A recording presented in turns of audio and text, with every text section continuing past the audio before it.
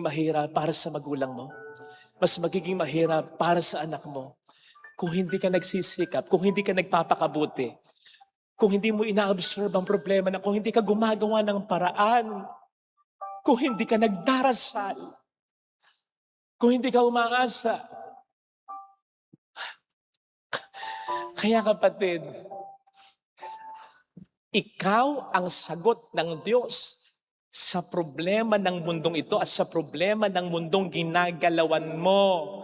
Sabi niya, you are the light. Hindi yung sinabing, let's wait for other lights. Diyan ka lang, diyan ka lang, diyan ka lang, diyan ka lang. Ikaw. Ikaw ang sagot niya sa problema ng mundong ito at sa problema ng pamilya mo. Sa Kanya nanggagaling ang alat mo. Sa Kanya nanggagaling ang sinag mo. Kaya, hindi yan mawawala. Napapagod ka lang